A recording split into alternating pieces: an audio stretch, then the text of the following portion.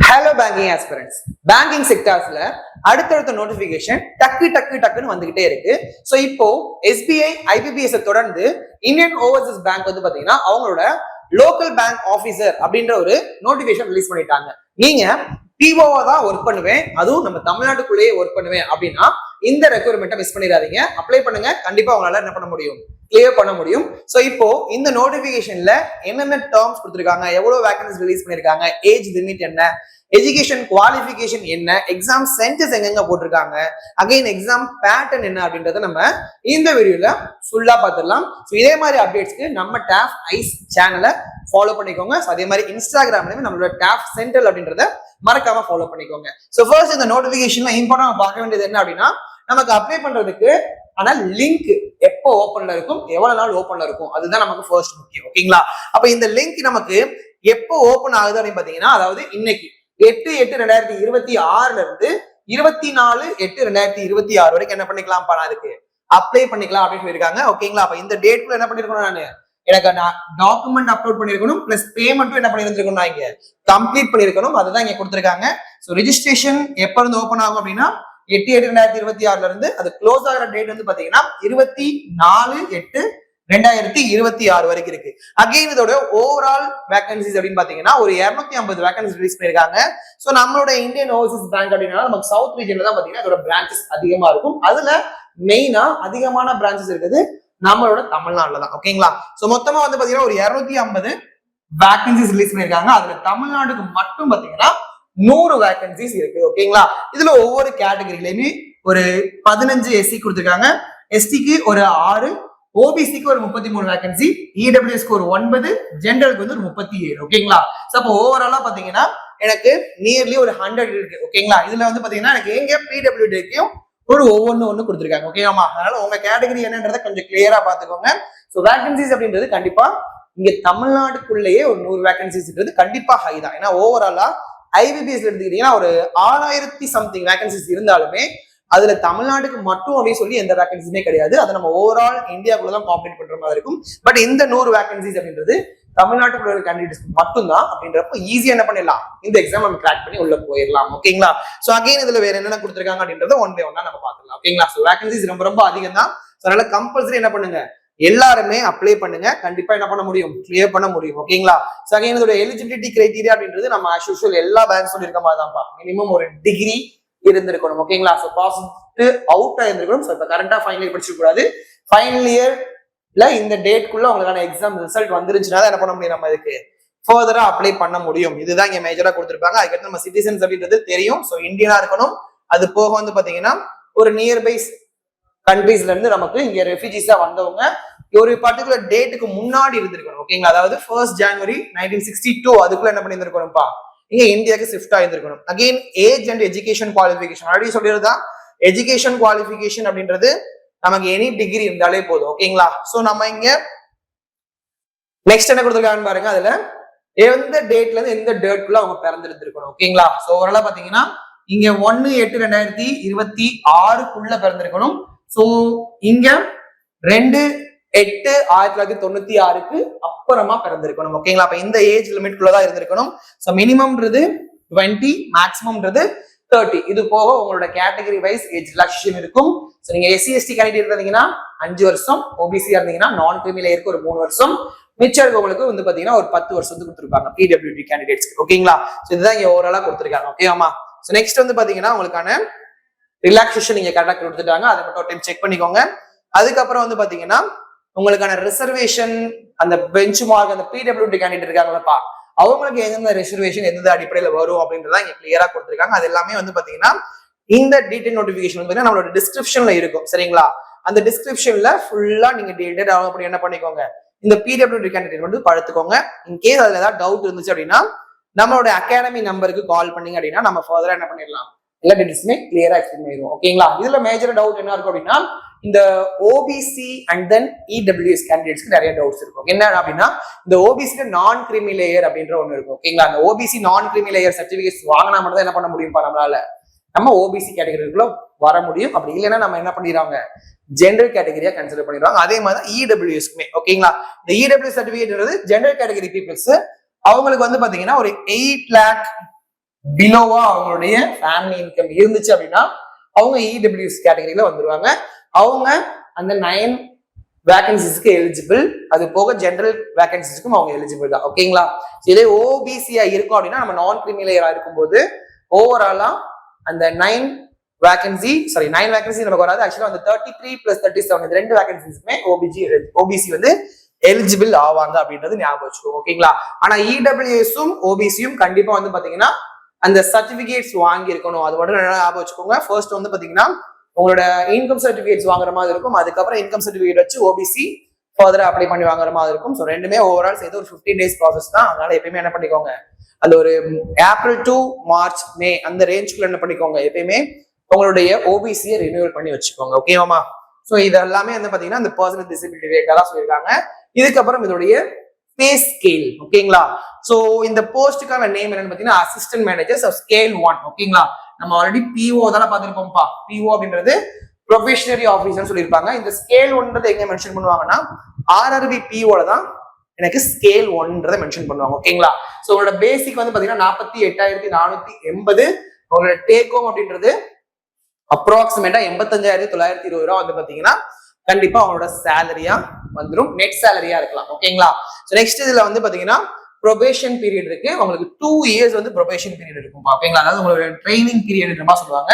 அந்த 2 years வந்து பாத்தீங்கன்னா கம்பல்சரி என்ன பண்ணிருக்கணும், நம்ம அங்க ஒர்க் பண்ணணும். அதுதான் வந்து பாத்தீங்கன்னா ப்ரொபேஷனரி பீரியட் சொல்லுவாங்க. நெக்ஸ்ட் பாண்ட் அமௌண்ட் மென்ஷன் பண்ணிருக்காங்க. ஓகேங்களா? சோ மினிமம் வந்து பாத்தீங்கன்னா ஒரு 3 வருஷத்துக்கு நம்ம பாண்ட் போடுற மாதிரி தான் சொல்லிருக்காங்க.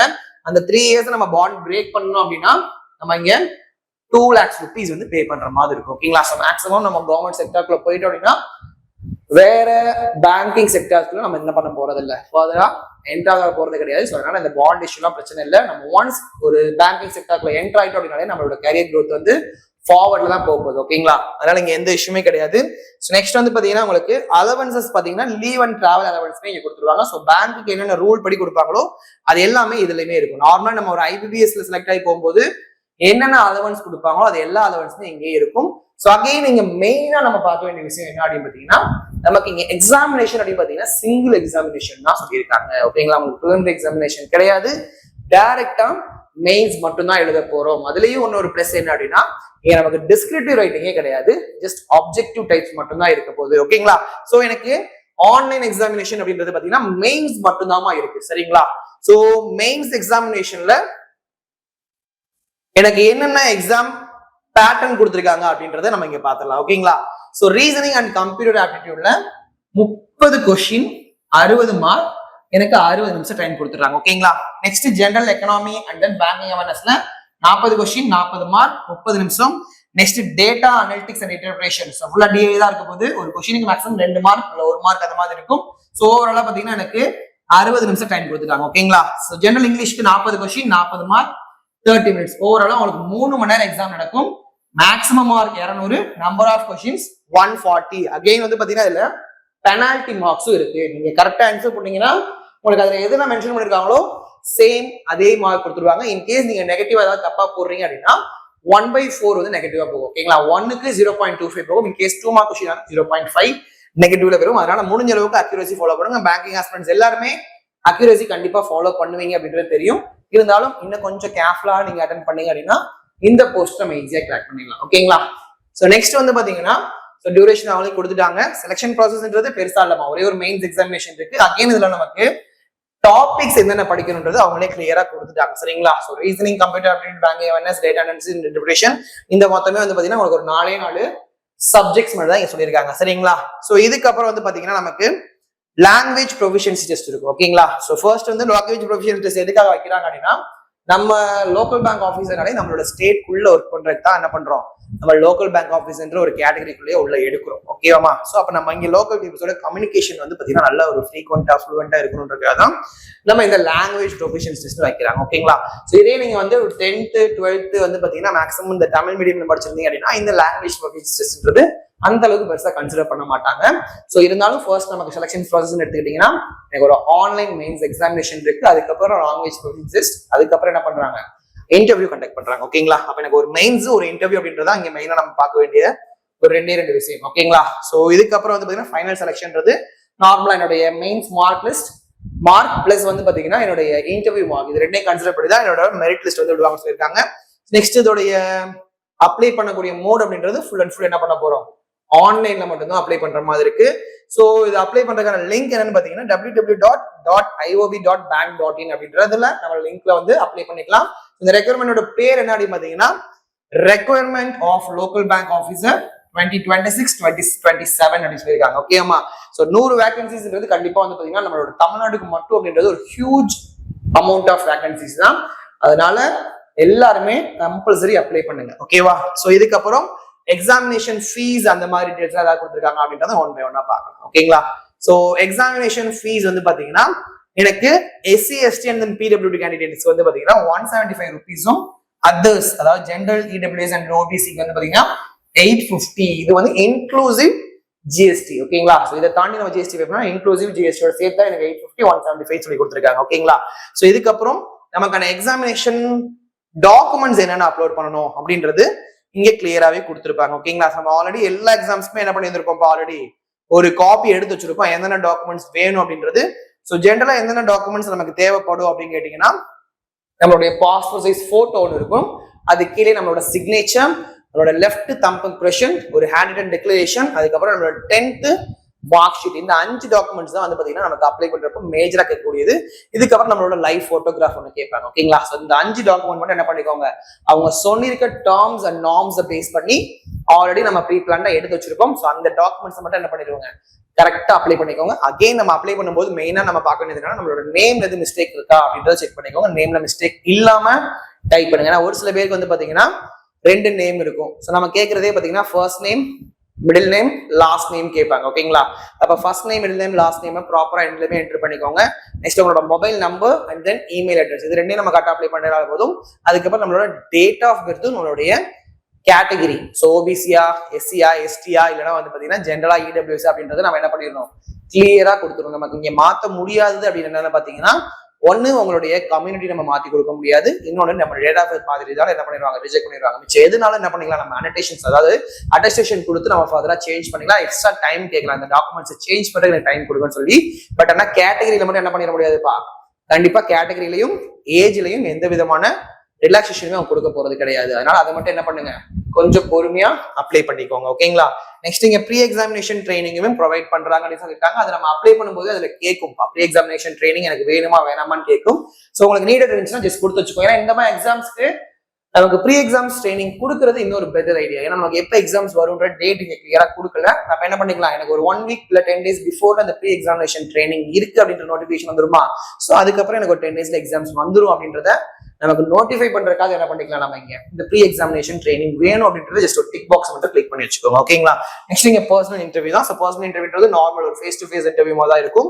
ஸோ இதுல வந்து பாத்தீங்கன்னா உங்களோட பர்சனல் இன்ஃபர்மேஷன் பிளஸ் வந்து பாத்தீங்கன்னா உங்களுக்கு பேங்கிங் ரிலேட்டடா என்னென்ன டேர்ம்ஸ் தெரிஞ்சிருக்கு அப்படின்றத மட்டும் கொஸ்டின் பண்ணுவாங்க. ஓகேங்களா.